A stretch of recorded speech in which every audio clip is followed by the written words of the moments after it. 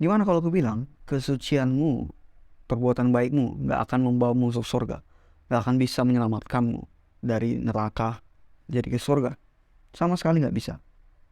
Mungkin bagi sebagian orang uh, ungkapan tadi itu ngaco, karena kalau memang gak bisa, ngapain kita berbuat baik, mending hidup aja sesuka kita, foya-foya, membunuh, merampok, korupsi dan sebagainya gitu. Karena capek-capek buat baik toh gak masuk surga juga. Mungkin banyak yang berpikir begitu, yang pemahamannya seperti itu. Tapi kali ini aku akan tetap di poinku tadi, dan aku akan bahas kenapa perbuatan baik, kesucian kita gak bisa membawa kita ke surga. Karena itu simak video ini sampai selesai teman-teman. Yuk kita bahas.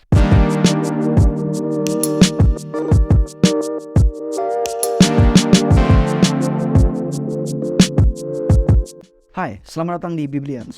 Well, kenapa kesucian kita nggak bisa membawa kita ke surga, nggak bisa menyelamatkan kita, sama sekali nggak bisa. Oke, begini. Kalau memang kesucian kita, perbuatan baik kita bisa membawa kita ke surga, pertanyaannya sederhana. Siapa yang menentukan skor di mana seseorang tersebut sudah layak masuk surga? Siapa yang menentukannya? Katakanlah ada skor dari 1 sampai 10. Katakanlah siapa yang di 10 itu yang paling tinggi, yang paling suci. Katakanlah Mother Teresa, Bunda Teresa, yang terkenal sangat baik. Lalu siapa yang di skor 1? Katakanlah Adolf Hitler, yang terkenal sangat bengis, sangat kejam. Lalu mungkin katakanlah aku gak terlalu jahat, tapi gak terlalu baik juga. Mungkin aku di 6 atau 5 gitu. Lalu kalian mungkin lebih baik dari aku, lalu kalian 7 gitu. Atau ada yang lebih jelek dari aku, kalian 4 dan sebagainya. Terserah. Tapi siapa yang menentukan skor itu? Emangnya ada yang menentukan indikator itu? Skor itu ada.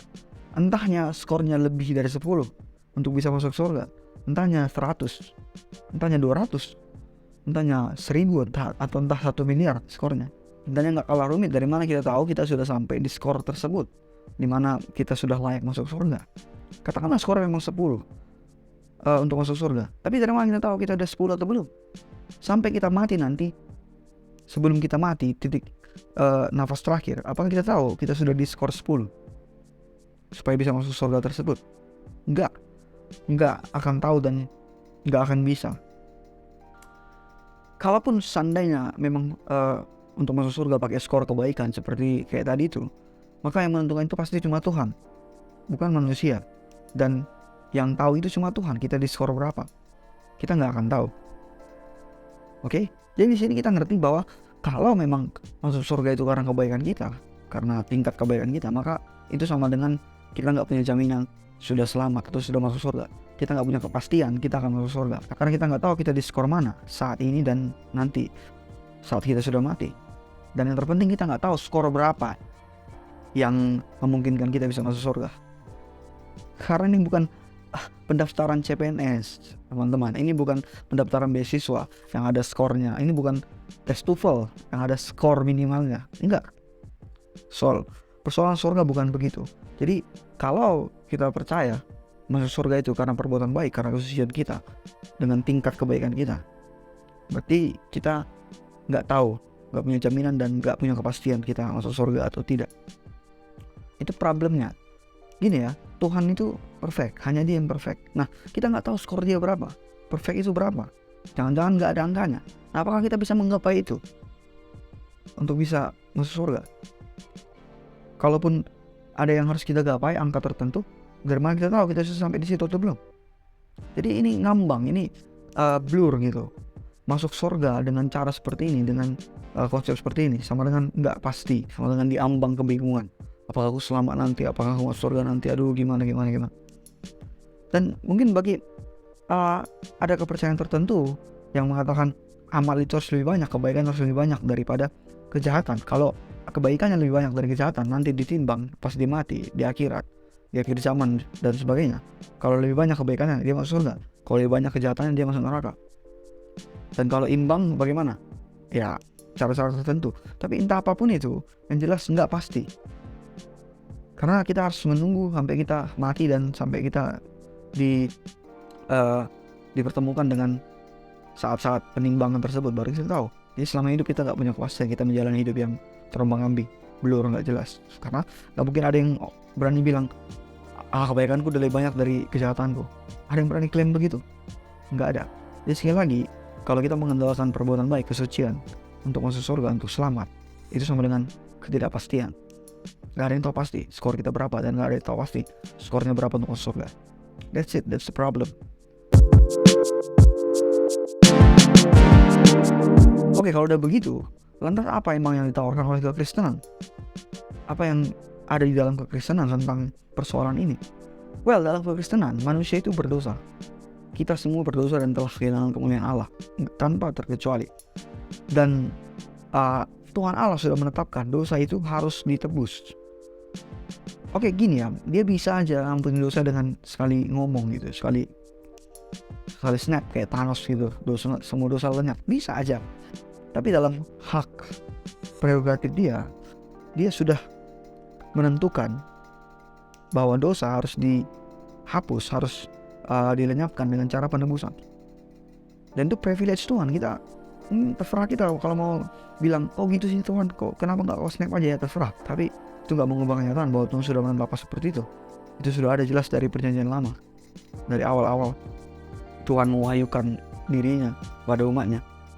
Jadi itu gak bisa diubah. Nah, tadi yang pertama, manusia sudah berdosa, lalu penebusan dosa harus dengan ditebus, harus dengan korban. Lebih tepatnya korban. Makanya di zaman dulu para imam itu menyembelih hewan, lembu, domba untuk menjadi korban penghapusan dosa. Karena harus ada penebusan dosa dengan korban. Itu sudah Tuhan tetapkan, dan dia bukan Tuhan yang pelin-pelan. Dia Tuhan yang konsisten. Lalu fakta yang ketiga, manusia gak bisa menyelamatkan dirinya sendiri. Karena manusia itu sudah berdosa. Jadi yang berdosa gak mungkin bisa menyelamatkan yang berdosa. Kalaupun dia menyembelih seperti di perjanjian lama, sapi ataupun domba itu pun sudah cacat, gak ada yang perfect. Jadi manusia dengan cara apapun, mau menyembelih kayak, mau hidup suci kayak, dia gak akan bisa menyelamatkan diri sendiri. Karena orang berdosa gak bisa menyelamatkan yang berdosa. Ini sama seperti orang yang udah koma disuruh mengoperasi dirinya sendiri. Ya kita itu begitu, kita ini koma semua. Koma dari kemuliaan Allah. Walaupun kita sehat secara fisik, tapi kita udah koma dari tentang kerohanian, kemuliaan Allah. Jadi kita gak bisa menyelamatkan diri kita sendiri, teman-teman. Nah, jadi karena tadi manusia sudah berdosa, lalu dosa itu tetapkan harus ditebus dengan pengorbanan, dan manusia gak punya pengorbanan yang cukup untuk itu karena kita semua sudah berdosa, maka pengorbanan yang ada harus tanpa celah, harus yang tidak berdosa sama sekali, yang suci, kudus, perfect sama sekali. Sama sekali gak ada cacat celah apapun sedikit pun, gak ada. Maka satu-satunya cara untuk menyelamatkan manusia dari dosa adalah Tuhan itu sendiri yang bertindak. Tuhan sendiri yang bertindak. Karena yang dosa gak bisa menyelamatkan yang dosa, yang koma gak bisa mengoperasi yang koma. Dan karena itu Tuhanlah yang perfect itu, yang harus menyelamatkan kita. Nah tadi ingat, karena Tuhan sendiri yang menetapkan bahwa penyelamatan dari dosa harus ada korban penebusan, maka Tuhan konsisten. Maka dia memberikan anak yang tunggal, Yesus Kristus, Tuhan kita. Dialah anak tunggal Allah yang harus jadi manusia. Kenapa harus jadi manusia? Karena penebusan dosa tadi harus korban yang ada darah yang tercurah. Itu udah Tuhan yang tetapkan. Kalau mau kita tuntut ya terserah, tapi kita gak bisa nuntut Tuhan. Kalau mau kita komplain sama Tuhan, kok gitu sih Tuhan, kok harus gitu, ya kita gak bisa tuntut apa-apa. Yang jelas sudah begitu. Makanya dia mengutus anaknya yang tunggal harus jadi manusia. Karena Tuhan bukan daging, Tuhan bukan fisik yang bisa jadi korban, tapi harus jadi daging. Makanya anak tunggal Allah, Yesus Kristus Tuhan kita, jadi manusia, mengambil rupa bentuk manusia. Itulah yang dinamakan inkarnasi. Dan dia mengosongkan dirinya dalam kesederhanaan, dalam kerendahan hati. Itulah yang disebut kenosis bahasa teologinya. Semua kita yang berdosa hanya bisa diselamatkan oleh satu sosok tadi, yaitu Yesus Kristus, anak tunggal Allah yang sudah jadi manusia dan berkorban bagi kita. Yang seharusnya kita yang mati di salib, yang seharusnya kita dihukum, dan seharusnya kita yang ada di tiang salib itu, yang ada di neraka, tapi malah Yesus yang disalib, dia yang dihukum, dia yang dicaci maki karena dia menggantikan tempat kita. Itulah pengorbanan yang sempurna. Karena sekali lagi manusia gak bisa menyelamatkan diri sendiri karena kita udah berdosa, teman-teman. Jadi apa yang Yesus tawarkan adalah kepastian, keselamatan yang pasti. Bukan kayak yang aku bahas di segmen pertama yang terombang-ambing, gak jelas apa itu surga apa enggak, masih bingung karena harus mengumpulkan kebaikan, gak jelas. Tapi dalam kekristenan yang ditawarkan adalah kepastian, keselamatan. Di Yohanes 3:16, karena begitu besar kasih Allah akan dunia ini sehingga Ia mengaruniakan anaknya yang tunggal, supaya setiap orang percaya kepadanya, kepada anak yang tunggal tersebut, kepada Yesus Kristus, tidak akan binasa, melainkan beroleh hidup yang kekal. Itu sebuah kepastian. Bahkan Yesus sendiri yang bilang di Yohanes 14:6, akulah jalan, kebenaran, dan hidup. Gak ada yang sampai kepada Bapa kalau gak melalui Dia. Jadi satu-satunya, bukan salah satunya. Gak ada yang bisa sampai kepada Bapa di sorga yang kekal, kehidupan yang kekal, kalau gak percaya kepada Yesus, kalau gak melalui Yesus, kalau gak percaya karyanya di atas salib, korban penebusan di atas salib. Itu mutlak, itu harga mati, itu kepastian. Jadi bukan kayak semua ajaran yang ada, berbuat baik supaya masuk surga. Seperti gue bilang tadi di awal, gak jelas siapa yang menentukan skornya. Dari mana kita tahu kita di skor yang mana? Apa kita udah layak? Gak ada yang tahu. Semua masih nebak-nebak, menunggu sampai dia mati, baru dia lihat kenyataannya, surga atau neraka. Itulah perbedaannya. Itulah yang ditawarkan kekristenan, teman-teman.